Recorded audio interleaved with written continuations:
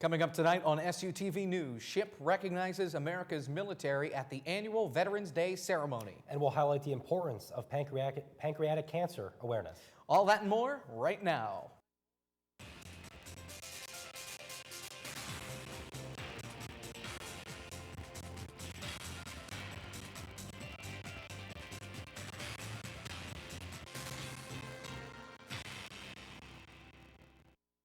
Thanks for joining us on SUTV News. I'm Jacob Hitz. And I'm Nolan Huffman. On our next show.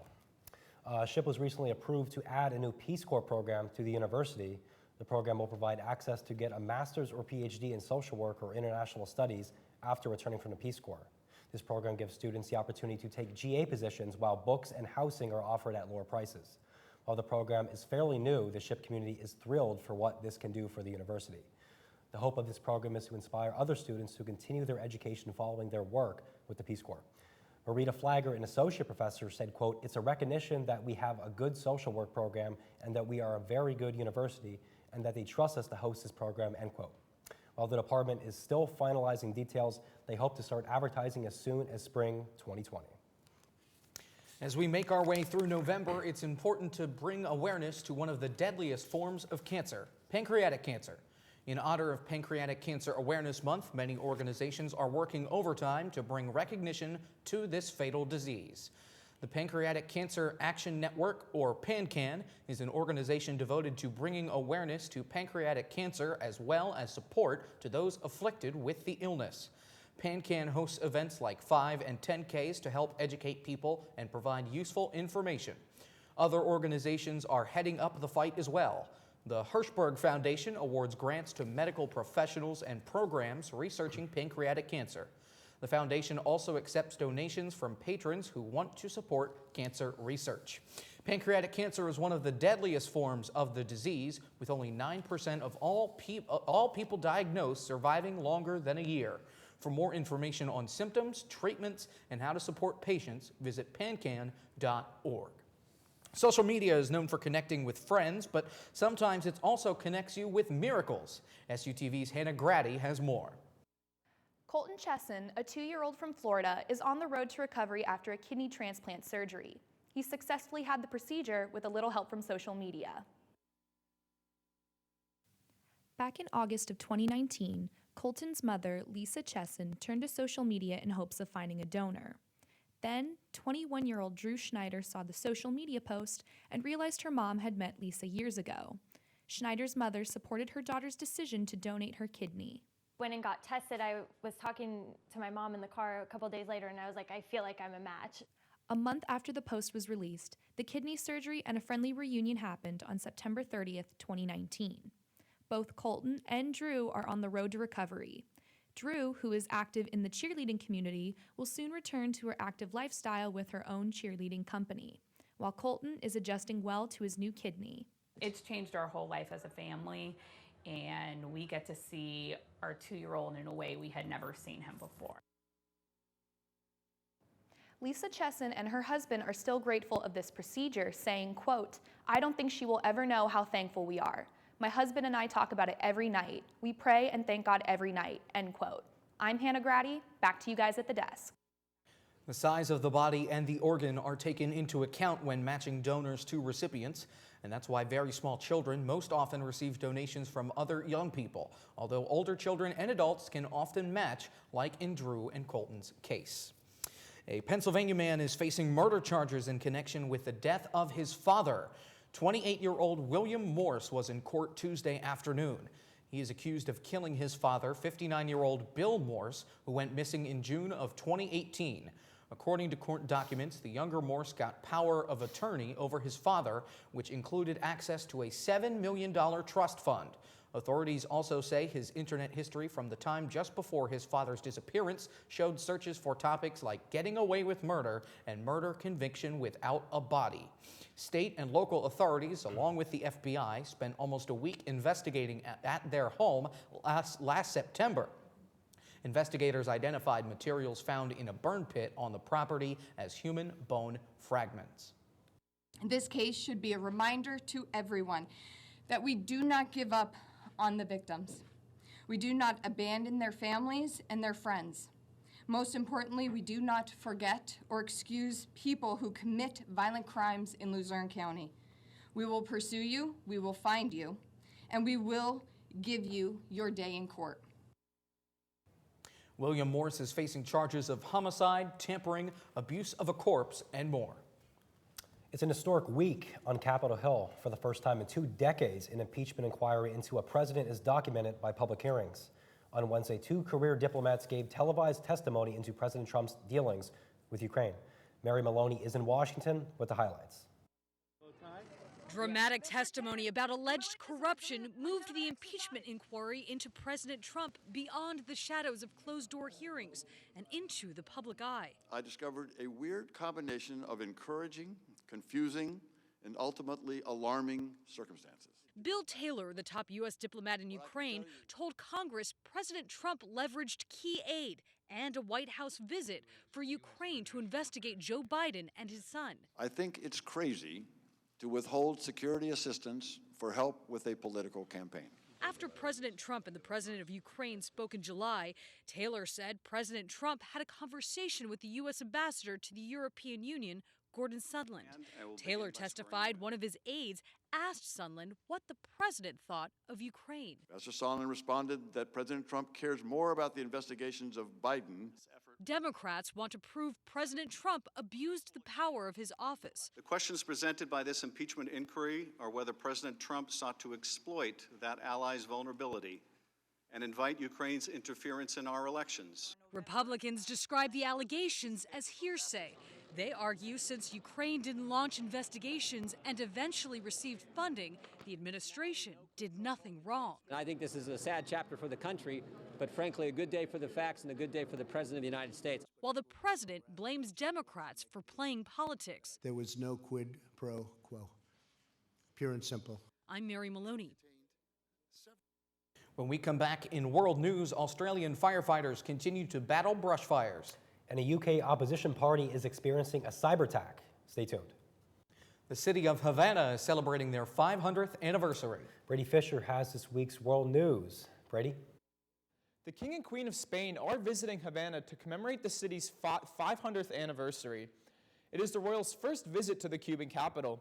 King Felipe and Queen Letizia took a tour of Old Havana, accompanied by a city historian who taught them about the city's history and culture.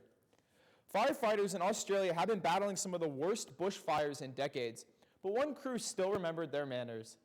Take a look at the note Paul Sekfi found when we went back to his house. It says, "It was our pleasure to save your house. Sorry that we could not save your sheds." It's signed Urunga Rural Fire Service. Oh, and there's a P.S., we owe you some milk. When firefighters came across Sekfi's house, they decided to battle the smoke and heat and try and save it, and they did. 2 sheds were lost to the flames, but the house, though damaged, is still intact. So after taking some milk, and apparently some cheese and peanut butter too, since they hadn't eaten for a while, they left a note just in case the house survived. Sekfi was struck by the note and posted it online. And in case you're wondering, he says they don't have to pay him back for the milk. People in Venice, Italy are dealing with the worst flooding there in more than 50 years. The water started coming in Tuesday after a high tide. The Venice Council council chambers flooded for the first time ever, which came just minutes after the city's leaders voted against climate change measures. The city's mayor blames climate change for the unusually high tides. High water damaged historic sites around the city, which will cost millions to repair. The government is building a complex flood defense system, but the multi-billion project has been under construction since 2003 and has been delayed a number of times. With just 1 month until UK's snap general election, the main opposition party says it has experienced a sophisticated and large-scale cyber attack.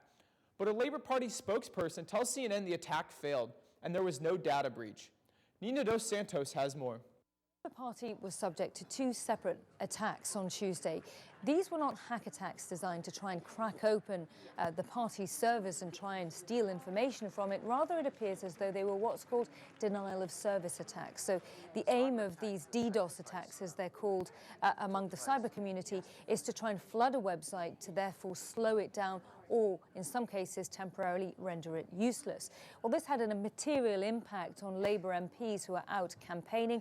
I spoke to one who was campaigning in his constituency in Wales, and he said He was unable to print out leaflets to try and campaign with and also access voter databases, which is important at a time when obviously these MPs are taking to the streets, knocking on doors and trying to canvass support among some of their constituents. It is not just the Labour Party, though, that has been subject to these type of denial of service attacks. I spoke to one independent MP running in the south of England who also said that her website was targeted in a similar fashion about 6 days ago when Parliament was dissolved. That's it for this week's World News. Back to Jacob and Nolan at the desk. When we come back in entertainment, a recap of Wednesday's CMA Awards. And a preview of Netflix's newest series about the Mexican-American pop sensation, Selena Quintanilla. You know, Jacob, it's been unbelievably cold here in Shippensburg in the last couple days. Yeah, really, the entire Northeast has seen a lot of cold weather, and hopefully there's some relief on the way. Yeah. Let's send it to Drew Weibel with this week's weather. Last week, an Arctic blast swept through Shippensburg, giving us record lows for November in the region since the mid-1920s. This week, however, is looking to be a tad more forgiving. Tonight, we'll be seeing partly cloudy skies with a low of 28. Then tomorrow, things are looking to warm up a bit with a high of 50. Now, looking at the 5-day, it's not going to be quite as chilly as it was this past week, with temperatures increasing as the week carries on. Also, some of you can breathe a sigh of relief because there are no signs of snow. I hate to be the bearer of bad news, but from what I've heard, this winter is set to be a doozy, so don't expect these comparatively warm temperatures to stick around for long. That's all for the weather. Now let's take it over to Brandon for entertainment.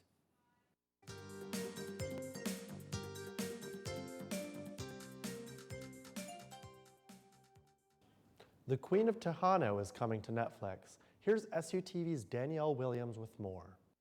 Grab your jumpsuit and your red lipstick. Singer, songwriter, model, actress, fashion designer, her name was Selena, with Christian Sarantos in the title role. The 1-minute trailer shows Sarantos looking over her script, decked out in Selena's signature look. Feather bangs, red lipstick, and her iconic purple jumpsuit from her 1995 Houston Astrodome performance. It's a coming-of-age story about success, family, music, and stardom. The first part of the series hits Netflix next year with 6-hour-long episodes. Part 1 will be available in 2020 only on Netflix. I'm Danielle Williams, back to Brandon with more on this week's entertainment. The Shippensburg University Concert Choir is excited to hold their annual fun run. The 5K race will take place this Saturday, November 16th at Britton Park. You can sign up for the event at runsignup.com or through the Shippensburg University Concert Choir and Alumni Facebook page. You can also sign up at the event starting at 9 a.m. The race starts at 10 a.m. Last night, country music artists gathered for their big night. The 53rd Annual Country Music Awards started off with a bang. Carrie Underwood, Reba McEntire, and Dolly Parton took to the stage singing Parton's song, Those Memories of You. The women of Little Big Town then joined the trio to pay tribute to country music icon Loretta Lynn. The group was then joined by many women in country music, including Maren Morris, Tanya Tucker, Martina McBride, and Sarah Evans.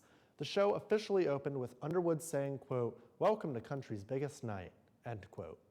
Underwood, McEntire, and Parton cracked some jokes about their fashion and dressing room issues. This year's opening was a tribute to the women of country, but the men are not to be forgotten.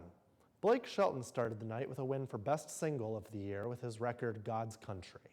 Other top artists include New Artist of the Year going to Ashley McBride, Vocal Duo of the Year going to Dan plus Shay, Female Vocalist of the Year going to Casey Musgraves, and Entertainer of the Year going to Garth Brooks. Performances throughout the evening included Miranda Lambert, Maren Morris, Kelsey Ballerini, Carrie Underwood, Luke Combs, Eric Church, Thomas Rhett, and many more. Thanksgiving is almost here, but what follows Turkey Day? Black Friday. Here are some of the best deals for your 2019 Black Friday shopping. Walmart is offering 10.5-inch iPad Pro for $599 and a Google Home Mini Chromecast bundle for $45.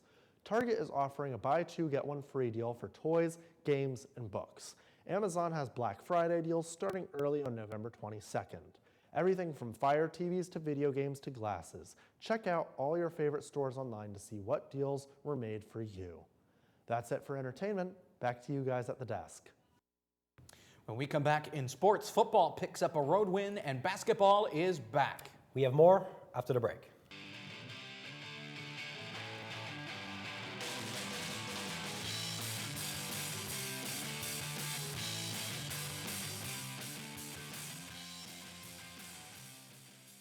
Redshirt junior Tim Bradley's performance Saturday earned him this week's PSAC Eastern Division Defensive Athlete of the Week. Bradley had a record night with a career high of 3 sacks in the second half out of 4 total tackles for loss. Bradley, who only totaled 4 sacks through his first 2 seasons, have recorded career high of 7 sacks this season. Men's basketball was back in action Wednesday night. The Raiders were taking on the Bowie State Bulldogs. Marley Bowman has the highlights. Last night, Shippensburg men's basketball took on Bowie State in a regional matchup in Higas Fieldhouse. Ship had a hot start, making each of their 6 shots to open up with a 9-0 lead. They had their 3 game going early, and midway through their first half, their standing was at 22-8. This opened up the opportunity to take the ball to the hoop, and their offensive rebounding game gave them shots at second chance points. The Raiders would go on to win 81-68, making this their second win of the season. This is Marley Bowman reporting for SUTV Sports. Men's basketball is back in action Saturday at Wilmington. Tip-off is at 2 o'clock. Shippensburg women's basketball team kicked off the season this weekend with 2 games at home. SUTV's Ryan Sandy has more. The Shippensburg women's basketball team took on Wheeling University in the first game of the season on Friday night at Higas Fieldhouse. The Raiders began controlling the paint early in the first quarter. That allowed the Shippensburg Raiders to open up the perimeter shooting as Ariel Jones shot 4 for 7 from long range. The team was playing well on the defensive end that led to many fast break opportunities for the Raiders to pull away early. Their aggressive rebounding also helped them dominate as they went on to win the game 88-58. The second game was at home on Saturday against Frostburg State University. The Raiders started off in a close game as both teams were scoring well. We pick up action in the second quarter as Shippensburg is finding the 3 game early. Their defense was a key part in this as the Raiders had 21 points off turnovers. The ball move was in rhythm as the Raiders were trying to find the open shot to begin pulling away in the fourth quarter. The Raiders would go on to make 24 free throws in this game to win 80-68. For SUTV Sports, I'm Ryan Sandy. The Raiders will be back this Saturday on the road against West Virginia Wesleyan. Tip-off is at 2 o'clock. The first weekend of college basketball is in the books, and it's no surprise that Ariel Jones was named PSAC Eastern Division Women's Basketball Athlete of the Week. Jones was named MVP of Shippensburg Conference Challenge Tournament as the Raiders defeated Wheeling 88-58 and Frostburg 80-68. She scored 57 points in the tournament, 26 more than any other player. She shot 63% from the field and 77% from the free throw line. This is the 6th time in Jones' career that she has been named Athlete of the Week. In women's soccer, Isabella Weigel was awarded PSAC East Athlete of the Week. I had the chance to sit down and talk to her about this accomplishment.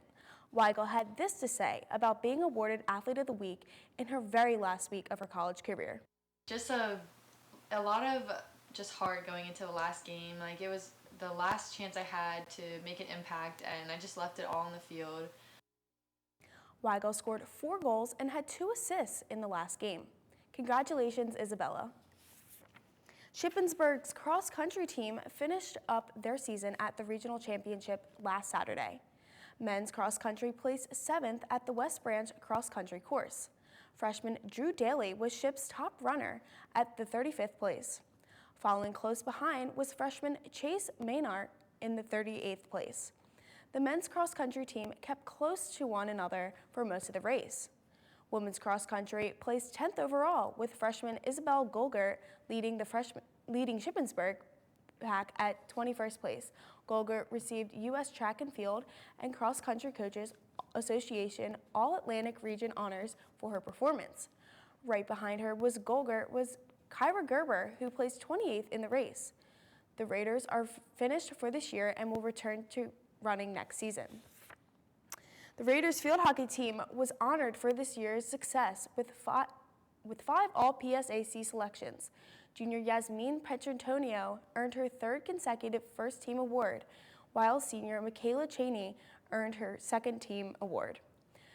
Senior Rosalina Capadora, sophomore Jenna Slumer, and junior Sarah Warmer earned her second team honors.